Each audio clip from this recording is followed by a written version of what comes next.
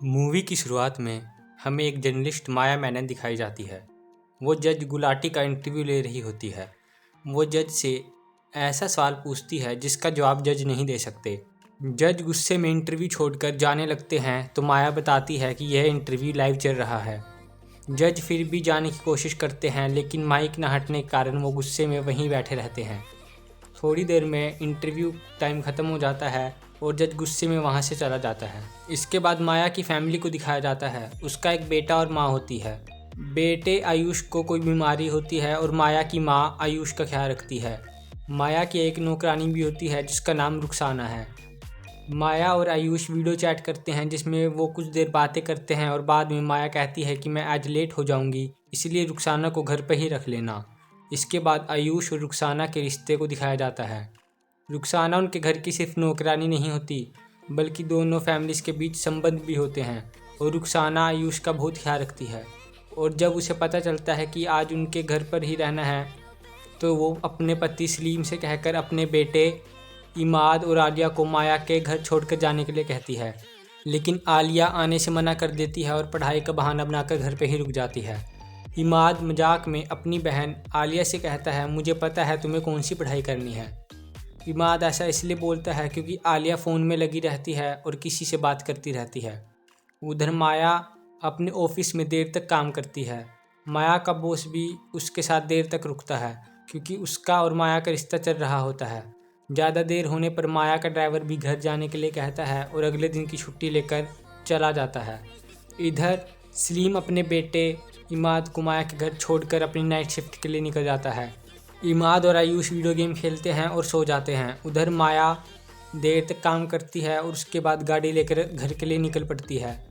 उसे कार चलाते वक्त नींद भी आती रहती है और वो चलती रहती है। दूसरी तरफ आलिया अपने दोस्त रिजवान को फ़ोन कर घर बुला लेती है। उसके साथ रात को बाइक पर घूमती है। वो दोनों एक जगह रुकते हैं, बातें करते हैं और रिजवान आलिया के एक्स बॉयफ्रेंड की बात करता है। अपने एक्स की बात सुनकर आलिया रोने लगती है और रिजवान के गले लग जाती है। रिजवान आलिया को पसंद करता है और किस करने लगता है, लेकिन आलिया उसे थप्पड़ मारती है और गुस्से में वहाँ से जाने लगती है। माया तेज़ रफ्तार से गाड़ी लेकर आ रही होती है और माया रिजवान से गुस्सा होकर जा रही होती है। आलिया अचानक से सड़क पर आ जाती है और माया उसे गाड़ी से उड़ा देती है और आलिया खूनम खून हो जाती है। माया ये देखकर गाड़ी रोक लेती है और रिजवान डर के मारे वहाँ से भाग जाता है। माया पहले तो मदद की सोचती है लेकिन फिर वो मदद नहीं करती और वहाँ से भागकर घर आ जाती है। वो अपनी बिल्डिंग की पार्किंग में पहुँचती है। वहाँ गिल्ट में चीखती है, चिल्लाती है और डरते डरते अपनी कार पर कवर चढ़ा देती है। इसके बाद वो घर पर आकर सो जाती है। अगले दिन की सुबह माया उठती है और परेशान रहती है। इधर रुखसाना के पास आलिया के एक्सीडेंट का फ़ोन आ जाता है। वो किसी को बिना बताए जल्दी से हॉस्पिटल पहुँच जाती है। वो आलिया को बुरी हालत में देखती है और दुखी हो जाती है। इधर सलीम अपने बेटे इमाद के साथ पुलिस स्टेशन पहुंच जाता है और एक्सीडेंट की रिपोर्ट लिखवाता है। पुलिस वाला पूछता है कि आपकी बेटी इतनी रात को वहां क्या कर रही थी, तो सलीम कहता है कि वो नहीं जानता उसकी बेटी वहां क्या कर रही थी। दूसरी तरफ माया ऑफिस चली जाती है और अपने बॉस बॉयफ्रेंड को एक्सीडेंट के बारे में बताती है। बॉस कहता है कि तुम्हें वहाँ से भागना नहीं चाहिए था। माया जवाब देती है कि मैं डर गई थी इसलिए वहाँ से भाग गई, मुझे पुलिस के पास जाना चाहिए और ये सब बता देना चाहिए। बॉस जवाब देता है कि अब ये करने से कुछ नहीं होगा, अगर तुम्हें किसी ने देखा नहीं है तो डरने की ज़रूरत नहीं है। तभी माया के फ़ोन पर उसकी माँ का फ़ोन आता है और उसे पता चलता है कि रुखसाना की बेटी आलिया का एक्सीडेंट हो गया है। माया को ये भी पता चल जाता है कि आलिया का एक्सीडेंट उसी से हुआ है। वो हॉस्पिटल जाती है और आलिया की हालत देखकर दुखी हो जाती है। वो रुखसाना को हिम्मत देती है और आलिया का इलाज बड़े हॉस्पिटल में कराने का जिम्मा उठाती है। माया उसे बड़े हॉस्पिटल में शिफ्ट करा देती है और रुखसाना से कहती है कि जिस चीज़ की भी जरूरत हो मुझे फ़ोन कर देना। फिर नए कैरेक्टर रोहिणी को इंट्रोड्यूस कराया जाता है जो किराए के लिए घर ढूंढ रही होती है, लेकिन उसके पास इतने पैसे नहीं होते कि वो अपनी पसंद के घर को किराए पर ले सके। दरअसल उसे जो घर पसंद आता है उसके लिए 2 लाख रुपए एडवांस देने होते हैं जो उसके पास नहीं होते। रोहिणी माया के ऑफिस में ही काम करती है। फिर अगला दिन आ जाता है और माया का ड्राइवर भी वापस आ जाता है। वो गाड़ी लेने पहुंचता है और देखता है कि गाड़ी का एक्सीडेंट हुआ है। इसके बाद वो माया के घर जाता है और गाड़ी की चाबी लेकर आ जाता है। वो माया से कहता है आपको घबराने की ज़रूरत नहीं है, मैं सब संभाल लूँगा। ये कहते ही वो वहाँ से चला जाता है। इधर हॉस्पिटल में सलीम से मिलने एक पुलिस वाला प्रदीप आता है। वो आलिया के केस के बारे में बात करने आता है। वो सलीम से कहता है कि दूसरी पार्टी पैसे देने को तैयार है, अगर तुम केस भी करोगे तो वो 6 महीने में बाहर आ जाएंगे, इससे अच्छा पैसे ले लो। सलीम उससे कुछ वक्त मांगता है और प्रदीप को वहाँ से भेज देता है। इसके बाद सलीम अपनी पत्नी रुखसाना से इस बारे में बात करता है और नर्स उनकी बात सुन लेती है। ये नर्स रोहिणी की दोस्त होती है और फ़ोन कर बताती है कि तेरी माया मैडम के मेड वाले केस में बड़े लोग शामिल हैं और केस को रफा दफा करना चाहते हैं। रोहिणी ये खबर लेकर माया के पास आ जाती है। वो कहते हैं कि मुझे मेड के हिट और रन केस में कुछ टिप मिली है। मुझे सोर्सेस से पता चला है कि इस केस में बड़े लोग शामिल हैं और इस केस को बंद करना चाहते हैं। माया ये सुनकर थोड़ा घबरा जाती है। फिर रोहिणी पूछती है कि क्या मैं इस स्टोरी पर काम कर सकती हूँ। माया घबरा जाती है और बोलती है कि मैं सोचकर बताऊँगी। वहाँ माया का बॉस भी होता है और रोहिणी के बाहर जाते ही माया और उसके बॉस की बहस हो जाती है। उसका बॉस कहता है कि तुम्हें रोहिणी को इस स्टोरी के लिए साफ साफ मना कर देना चाहिए था। अगर इसमें तुम्हारा नाम सामने आया तो मेरी कंपनी की रेपुटेशन के लिए अच्छा नहीं होगा। ये कहकर वो वहाँ से चला जाता है। इधर रोहिणी बिना परमिशन के ही स्टोरी पर काम शुरू कर देती है और हिट एंड रन के इस केस को संभालने वाले पुलिस वाले मोरे के पास चली जाती है। वो उससे सीसीटीवी फुटेज के लिए पूछती है तो मोरे जवाब देता है कि यहाँ का सीसीटीवी ख़राब है। रोहिणी कहती है कि यह मेरी पहली स्टोरी है, प्लीज़ आप मुझे कोई इन्फॉर्मेशन दे दीजिए जिसे मैं अपनी स्टोरी में यूज़ कर पाऊँ।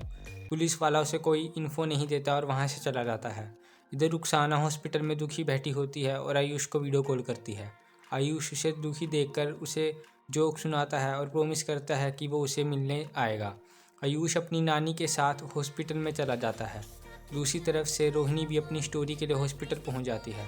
शाम को आयुष और उसकी नानी घर पहुंचते हैं और देखते हैं कि माया घर आ चुकी है और उनके लिए खाना लाई है, लेकिन वो दोनों खाना खाने से मना कर देते हैं।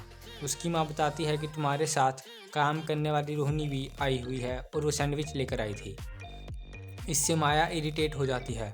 माया और उसकी माँ की बहस हो जाती है और माया कहती है कि इस खाने को फेंक दो। उसकी माँ मना करती है और खाना फ्रिज में रख देती है, जिससे माया गुस्से में वहाँ से चली जाती है।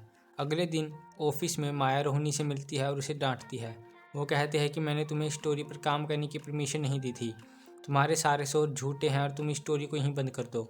इधर पुलिस वाले फिर से सलीम से मिलते हैं और पैसे लेने की बात कहते हैं और दूसरी तरफ रुखसाना आलिया के एक्स बॉयफ्रेंड अलाम को पीट देती है और कहती है कि तू ही आलिया को लेकर गया था ना, तेरी वजह से ही मेरी बेटी की यह हालत है। अलाम कहता है कि नहीं, मैं उसके साथ नहीं था, हमारा तो ब्रेकअप हो चुका है। रिजवान भी वहीं होता है और आलम को पिटते देख डर जाता है। अलाम और रिजवान जिस गैरेज में काम करते हैं उसका ओनर आलम को छुड़ा लेता है और रुखसाना को वहाँ से भेज देता है। सलीम रुखसाना से मिलता है और सेटलमेंट वाली बात करता है।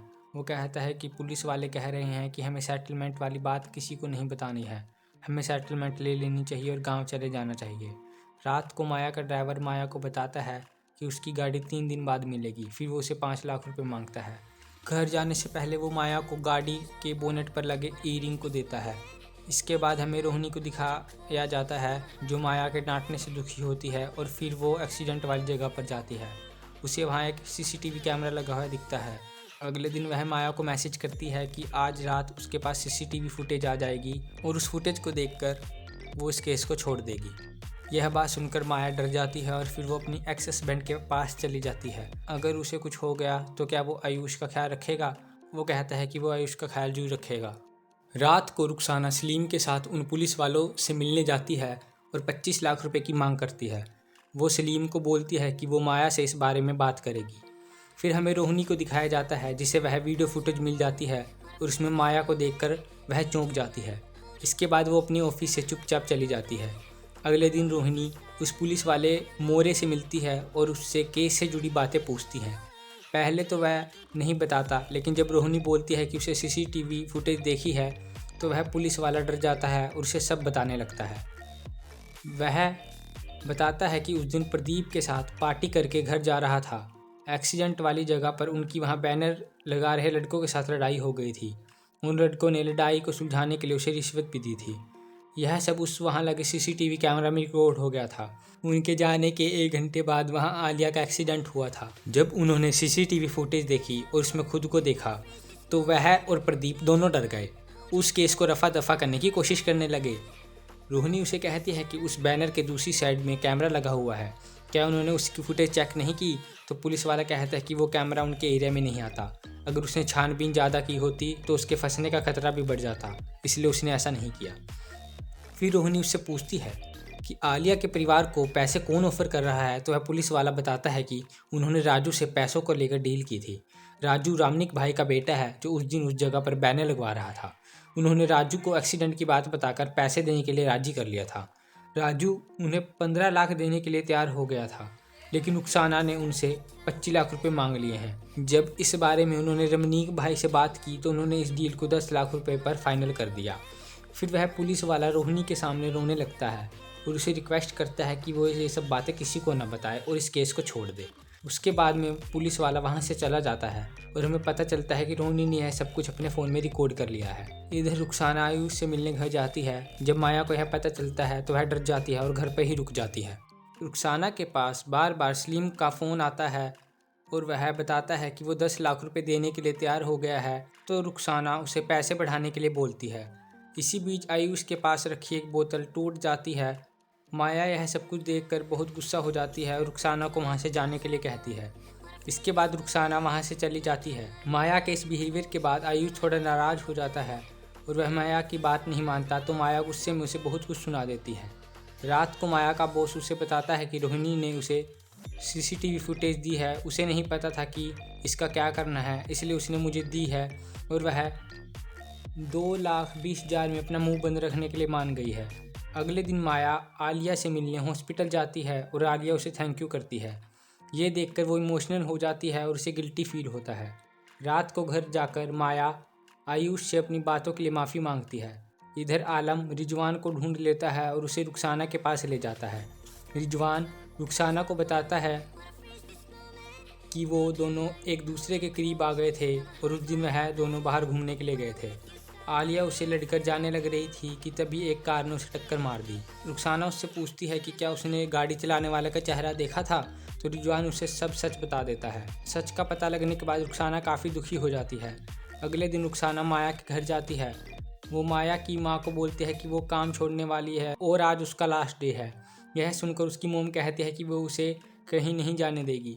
इसके बाद रुखसाना माया की मोम से पूछती है कि वह आयुष को बीच में घुमाने लेकर जाना चाहती है। उसकी माँ के हाँ करने के बाद वह उसे बीच पर ले जाती है।